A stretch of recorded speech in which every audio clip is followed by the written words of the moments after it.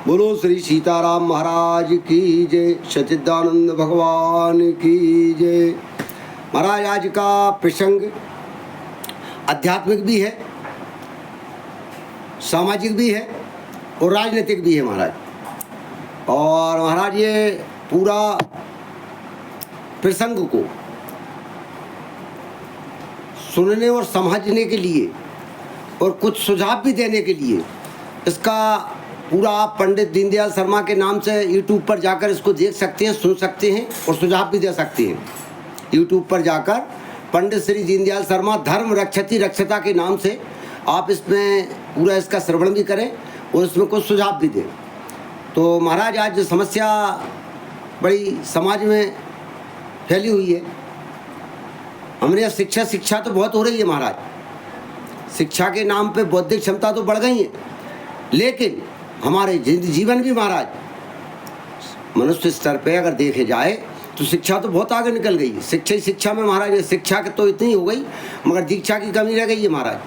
क्यों कि शिक्षा जो है महाराज जो है वो चेतन मन पर काम करती है, और दीक्षा जो है महाराज वो अवचेतन मन पर काम करती है। इसीलिए महाराज हमारी बुद्धि तो बहुत ठीक है, समझ तो हमारी बहुत अच्छी है। अच्छा समझ में तो सुनो, अगर अपन आप चर्चा करो कहीं बैठ के तो कोई चीज़ के विषय में चर्चा करो तो आदमी सर हिलाता ही हो, हाँ आ रही समझ में, लेकिन अंदर बैठा हुआ मन कह रहा महाराज तुम मुंडी कितनी हिलाओ, हम तो माने जब तो तुम्हारे सर हिला क्या होना महाराज। ये स्थितियाँ हैं। तो महाराज शिक्षा तो बहुत है लेकिन दीक्षा की कमी है।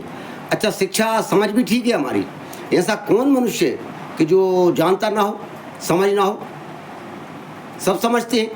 अरे पशु पक्षियों के लिए कहा है चौपाई में तो महाराज जानते तो सब है। आप विचार करो, एक कुत्ते को आप रोटी डालें, कुत्ता आएगा पूंछ हिलाएगा, और आपको पूंछ हिलाने का ये है कि धन्यवाद दे रहा है, दो पाँव से उठा के नमस्कार भी कर रहा है मान लीजिए, और रोटी खाएगा आपके हाथ से, और वहीं खाएगा जहाँ दे रहा है, वहीं दरवाजे पे बैठ खाएगा। क्यों कि उसे पता है कि ईमानदारी की रोटी है।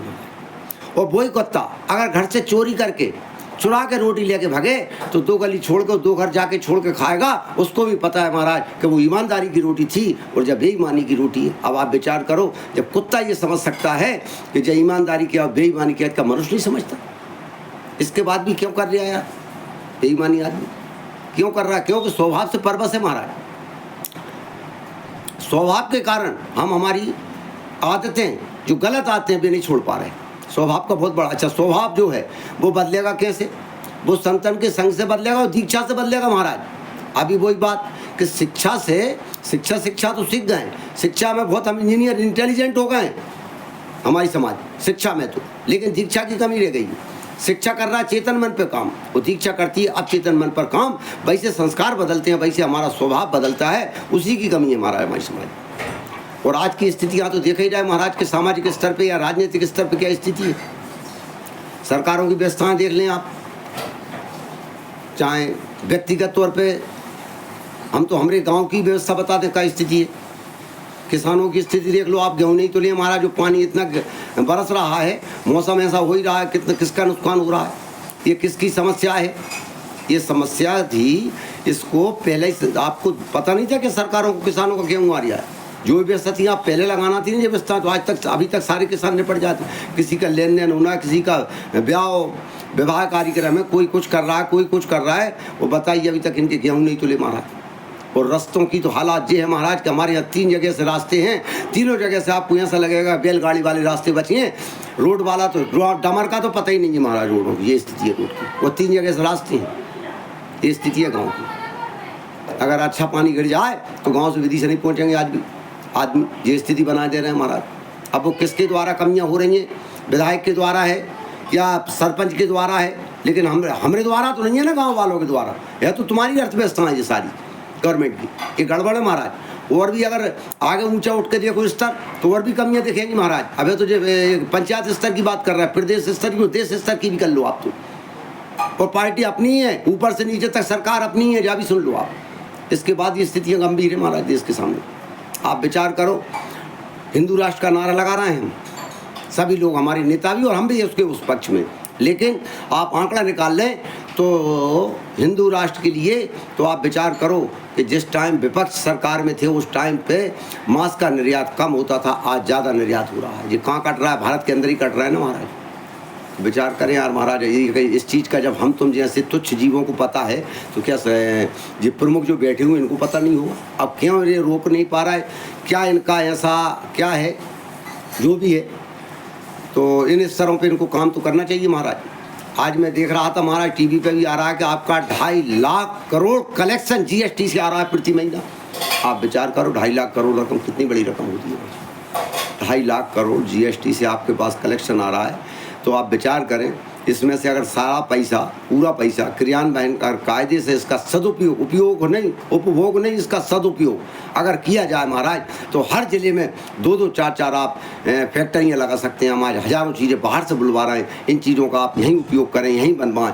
यहाँ जिसका जो पढ़ाई के लिए लड़के हैं या जो बेरोजगार घूम रहे हैं उनके लिए जिस पद की ज़रूरत है उस पद पे आप उनको लगाते जाएं, और जिसकी पढ़ाई जैसी है उस हिसाब से उनको पद दें। और महाराज इंजीनियर बाहर से बुला लें, उनसे अपने उपयोग की जितनी भी वस्तुएं हैं उनका यही निर्माण करवाएं, तो सस्ते भी मिलेगी और हमारी आय भी बढ़ेगी और ये घर में बेरोजगार भी नहीं रहेंगे महाराज। ये इस तरह पे अगर सरकार कुछ काम करें तो देश विकास आगे होगा, देश भी आगे बढ़ेगा, विकास भी होगा। और अगर विश्व गुरु कह रहा है तो सही में विश्व गुरु ऐसी नीति से बनेगा, ऐसी नीतियों से नहीं बढ़ेगा महाराज। कुछ चीज़ें तो हैं गड़बड़, कुछ अच्छा ही है, ऐसा नहीं कह रहा हम संपूर्ण रूप से आप में कमियाँ हैं। संपूर्ण रूप से तो महाराज ना मनुष्य में कमी हो सकती और न सरकारों में कमी हो सकती, और ना संपूर्ण रूप से कोई मनुष्य अच्छा हो सकता है ना सरकार अच्छी हो सकती। कुछ कमियां हो सकती हैं, अच्छाई भी है आप में, अच्छाई ज़्यादा है, जा भी है, कमियां कम है। पिछली सरकारों में बुराइयां ज़्यादा थी, अच्छाइयाँ कम थी, बस ये अंतर है दोनों में। बेईमानी भ्रष्टाचार की अगर बात करो महाराज तो चरम पे है, चरम पे है। हम तो भुगत भोगी बैठे हुए महाराज, चरम पे है भुगत भोगी। भ्रष्टाचार की भी स्थिति ये है, चाहे तहसील का स्तर हो, चाहे ओवर स्तर पर हो, चाहे पुलिस डिपार्टमेंट। महाराज पुलिस डिपार्टमेंट की स्थिति है कि अब क्या बतला किसी के लिए। तो इन चीज़ों पे अंकुश लगना चाहिए मेरे मत से महाराज, चाहे वो कोई के द्वारा लगे। और आज का प्रसंग यहीं समाप्त करते हुए महाराज आगे भी अपन ऐसे ही सामाजिक, राजनीतिक और आध्यात्मिक प्रसंगों पर चर्चा करते हुए आगे भी मिलेंगे। इसी के साथ सभी सत्संगी भाइयों को जय श्री सीताराम, जय हो सच्चिदानंद भगवान की जय।